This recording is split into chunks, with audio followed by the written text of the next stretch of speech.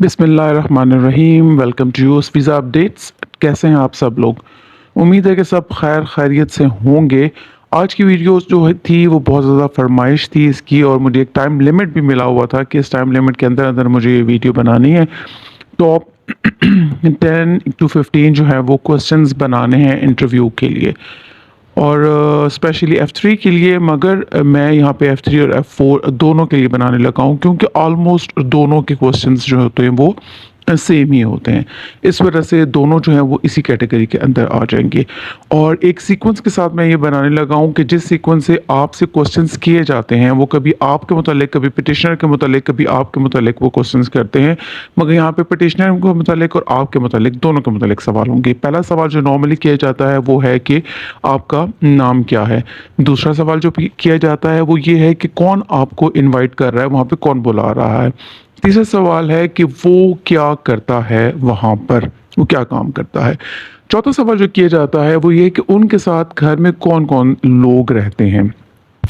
मतलब बेसिकली ये है कि वो ये जानना चाहते हैं कि उनके घर में उनके अलावा जो फैमिली मेम्बर्स हैं वो उन सारों के बारे में इंफॉर्मेशन आपके थ्रू जानना चाह रहे होते हैं। सारा कुछ, हर इंफॉर्मेशन उनके सामने स्क्रीन पर मौजूद है, मगर उसके बावजूद भी वो आपसे जानने की कोशिश करते हैं कि आप वाकई ही उनके रिलेटिव हैं।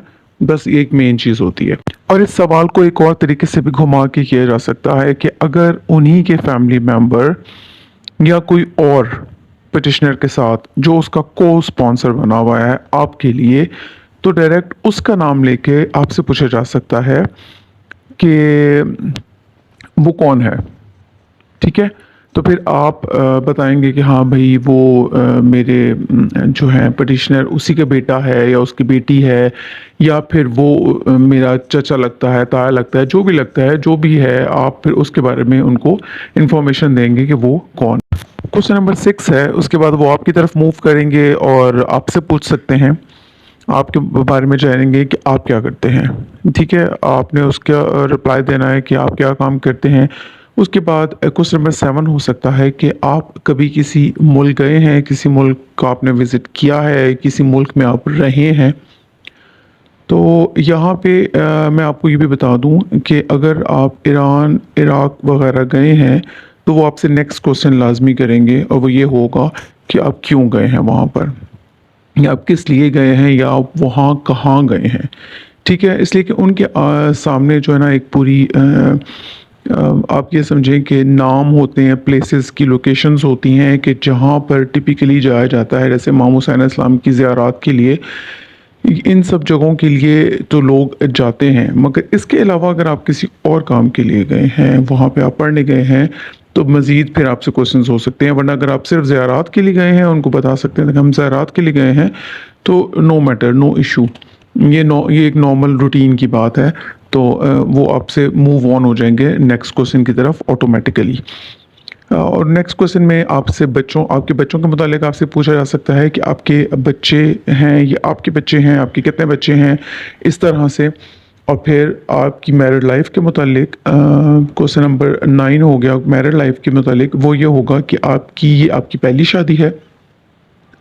और क्वेश्चन नंबर 10 जो होगा वो आपसे पूछा जाएगा कि क्या ये अरेंज मैरिज है या आपकी लव मैरिज है।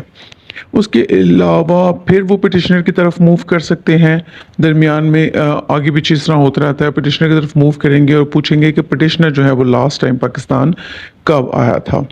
उसके बाद क्वेश्चन नंबर 11 हो सकता है कि आपके पिटिशनर से लास्ट टाइम कब मुलाकात हुई थी।